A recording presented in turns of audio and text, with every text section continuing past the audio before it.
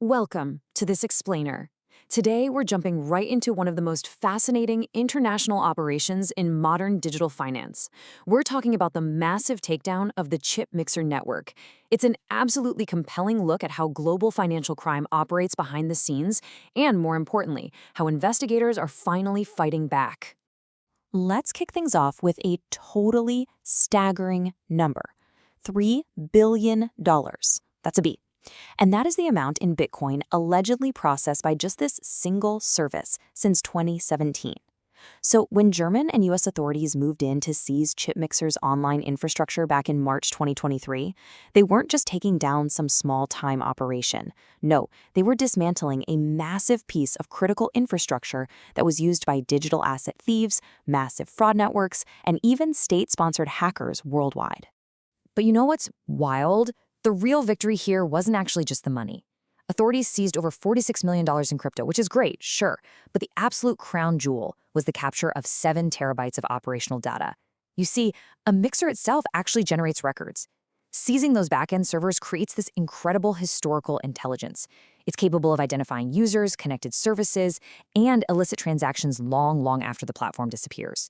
It is literally an absolute goldmine for investigators. Section 1. Demystifying the tech. How do you trace the untraceable? Okay, to really wrap our heads around how a mixer exploits the blockchain, we just need a super quick refresher on pseudonymity. It's basically that gap between seeing the money move and knowing who moved it. While transactions are entirely transparent on a public ledger, the actual human identities behind those wallets aren't automatically known to us. Mixing services are specifically designed to exploit this exact gap, right? They purposefully weaken the analytical connection between a deposit and a withdrawal. ChipMixer exploited this identity gap brilliantly using a really specific 4-step process. First, a customer deposits their Bitcoin. Now, unlike a simple transfer, ChipMixer didn't just hold the funds and send them later. Step 2 involved converting those deposits into internal credits they called chips, and these chips corresponded to pre-existing Bitcoin wallets already controlled by the service. Then, for step 3, the user could split, merge, or return these chips, which introduces massive variation into the flow. And finally, step 4, at withdrawal, the customer was simply handed the private keys to those pre-funded wallets. What makes that final step so mind-blowing is that by giving users private keys to pre-funded wallets, the withdrawn money technically predated the initial deposit. Think about that. ChipMixer actually marketed this feature as a form of financial time travel. The coins a customer walked away with could have entered that specific wallet long before the customer even made their original deposit. It is a wildly clever way to completely break the direct flow of funds. Section 2. Visualizing the underworld, the criminal ecosystem relying on ChipMixer. So who was actually using this sophisticated time machine? Well, ChipMixer wasn't just some niche privacy tool. It was a huge central hub. U.S. authorities allege the service processed over $700 million connected to stolen crypto. And yes, that includes assets tied directly to North Korean cyber actors. On top of that, there was another $200 million linked to darknet markets like Hydra Market, and $17 million connected to around 37 different ransomware variants. It was the whole shebang. And what this really shows us is a vital rule of the modern underground economy. Cybercrime as a service absolutely needs laundering as a service. Modern cybercrime is totally outsourced now. A ransomware affiliate doesn't need to write their own obfuscation code or build complex laundering tech. They can just plug their dirty proceeds right into an established hub like ChipMixer. This drastically lowers the technical barrier to financial crime, and that matters to all of us because it accelerates the rate of cyber attacks globally. But on the flip side, it also creates a massive concentration risk, because when law enforcement targets that one central hub, they disrupt multiple criminal markets all at once. Section 3. The flaw in the system. Illusion versus reality. Now, it's a really crucial distinction. Simply using a mixer is not automatic proof of a crime. Legitimate digital privacy absolutely exists. People might want commercial confidentiality, or maybe they just want protection from public wallet profiling. That's perfectly fine. But when a service crosses over into criminal concealment by actively marketing itself as a way to evade law enforcement, or by knowingly processing massive criminal proceeds, well, the legal framework shifts dramatically. This exact distinction was the absolute crux of the U.S. legal argument against the alleged Vietnamese operator Minh Quoc Nguyen. Prosecutors didn't just call ChipMixer a piece of software.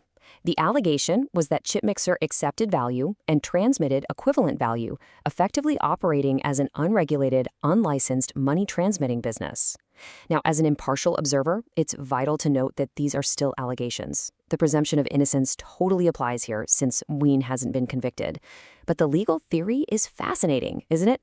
Publishing code is one thing, but operating a financial service that actively handles customer assets without anti-money laundering programs, that is a whole different ballgame.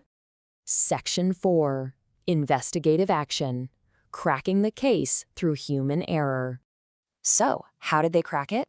Well, the answer, as always, is human error. Mixers do not make evidence magically disappear. They just increase the plausible transaction paths, forcing investigators to use complex probabilistic analysis. But the very second a criminal makes an operational mistake, like, say, withdrawing directly to a regulated exchange, or just lazily logging in from their home IP address, the illusion completely shatters. Boom. The technical trail is immediately reestablished. And it wasn't just the users making mistakes, it was the infrastructure itself. We call this the identity infrastructure trap. ChipMixer operated heavily as a Tor-hidden service to conceal its real-world location. But even a Tor service needs internet domains, hosting servers, and payment mechanisms to function. Investigators meticulously use these external dependencies, tracking down provider records and email accounts, to tie those stolen and fabricated identities right back to the technical operator. Literally, every external dependency creates a new investigative opportunity. Section 5. Building a resilient defense. How the industry adapts post-ChipMixer. Defending against this kind of threat requires what financial crime experts call a resilient control stack. It's an 8-step playbook. It starts with strict due diligence at entry and exit points, alongside blockchain analytics and behavioral monitoring. You've also got exposure governance and cross-chain visibility. But honestly, the real key? It's retrospective review and record retention. When law enforcement busts a mixer and identifies new infrastructure, institutions must be able to go back in time, re-examine historical transactions with that brand new intelligence, and launch a rapid asset response. But here is where human judgment becomes absolutely essential. Look, automated analytics are great. They will flag if funds came from a mixer. But investigators must map the complete asset flow to distinguish between direct interaction and just indirect exposure. We simply cannot have a system where an innocent user gets punished for receiving a small payment that just happened to touch a mixer 3 months earlier. Timing, proportion, and context are everything here. A risk score should initiate the analysis, not replace it entirely. So the trail between deposit and withdrawal didn't actually disappear with ChipMixer. It just fragmented. It's scattered into servers, wallet clusters, and online communications, which leaves us with this massively high-stakes question for the future. As illicit funds fragment across the digital world, can our institutions reconnect the pieces before those stolen assets clear into the legitimate economy? It's a global game of digital cat and mouse, and the ChipMixer takedown proves that law enforcement is more than ready to play. Thank you so much for joining me for this explainer, and I'll catch you next time.